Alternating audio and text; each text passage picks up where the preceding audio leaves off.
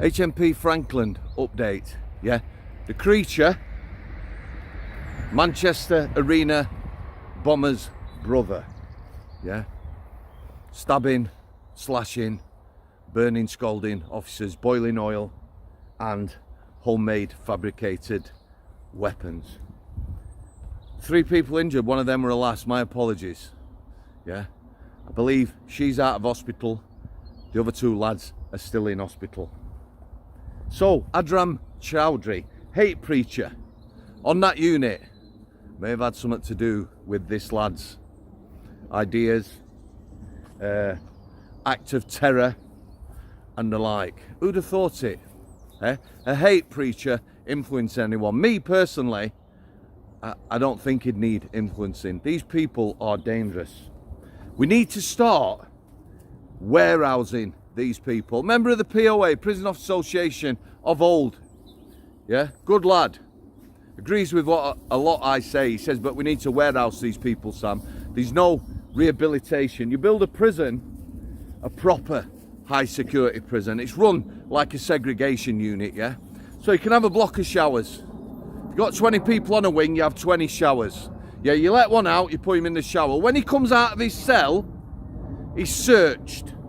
Yeah, you put him in a shower, there's a gate over the shower, he's locked in, you then search his cell. That's how it needs to be run.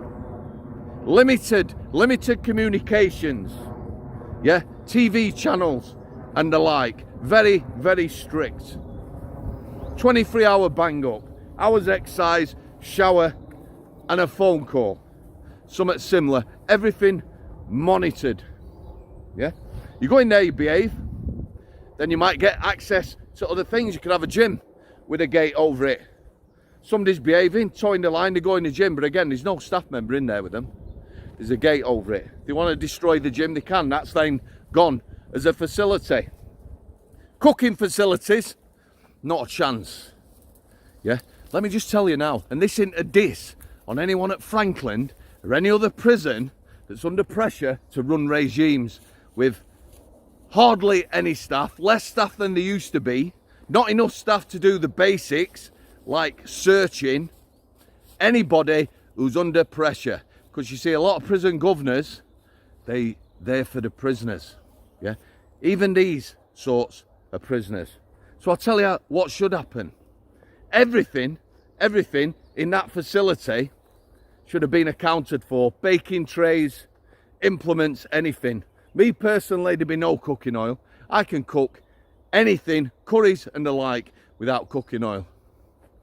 It won't be there. Incidentally, if the prison service cared, every facility that's like that now will be locked down for the near future. You want to abuse the system prison-wide, that's what we do. But that caused problems, won't it? Not enough staff to deal with it, more hostility for the staff. But yeah, we need to warehouse them. Yeah, proper segregation, very strict. And if somebody comes out to go and shower, guess what? There's 6 of us. Yeah, 6 of us. So you're not getting a chance. That's how it needs to be. It's absolutely sickening. Let me tell you, we had a lad on the prison healthcare, very dangerous, like a lot of these people. He was mentally unwell, unpredictable. These people, although they might be a bit, you know, have ideas, third world culture, violence, violent disorder, religion, part of the brotherhood, then they have objectives. They'll be thinking about harming people and doing what everyone fears for, what prison officers are now talking about after this incident, in a cell, yeah, doing something evil, taking someone's head off, filming it on a mobile phone, uploading it to the internet. So back to this lad, he tried to cut a lad's throat on C-Wing. So he came to us on the healthcare, waiting assessment, waiting a place at forensic unit. I got on with the lads. You know, he could have conversations. He was on an unlock. 3 officers, he came out with 3 officers. This is how we managed him. He come out, he was searched. We take him to the shower, lock him in. 2 staff would stay there. I go back to his cell, search his cell. Space of a fortnight, I found 3, 4 maybe 5 bladed weapons in his cell. So once back in his cell, show him the weapon. Is this yours? He'd just smile. When am I coming off the unlock, Mr. Samworth?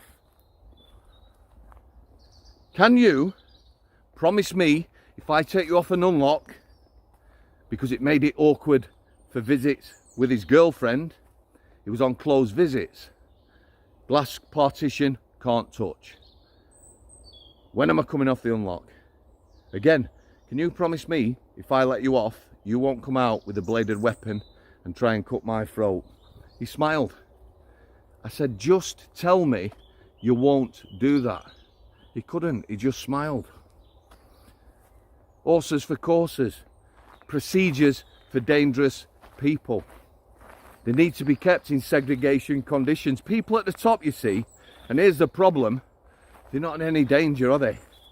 Prison governors, although they should visit segregation, healthcares, I'm not so sure about special units daily, maybe on governor's rounds or duty governor, they're not often in danger. And if staff are doing the job, you know, governor on the healthcare, I'd open the door, he'd like to speak to everyone on there where possible. You'd stand between the governor and the prisoner, therefore protecting the governor. Everywhere in the prison service is dangerous now. Special units and the like, in particular, lack of experience. Lack of experience, people watching, waiting. We've got people now talking about the Muslim population, how it's growing in prison. Everyone knows that. What are you doing about it? And here's the thing as well. Not all them in prison, all them Muslim prisoners want to be involved. They're not all people of terror who have extreme thoughts. But there's a lot of pressure, peer pressure. I know that. I spoke to a lad. He told me about somebody who was on his wing in dispersal, fearful of what he was going to be made to do. He sorted it best he could, got him out of there. That's best he could do. Peer pressure, not nice places to work, beyond dangerous, in fact, and we're doing nothing about it. Stab vests. Wow, is that the best the establishment can come up with? Stab vests. I'm just going to leave it there, guys. I'll capture our Brian in a minute. He's done one. I think he's seen another dog. God bless everyone. The officers who were injured at Frankland, everyone at Frankland and every dispersal prison and every prison officer on a landing anywhere in the country. God bless you all. Thanks for coming. Thanks for your continued support. I'll see you there.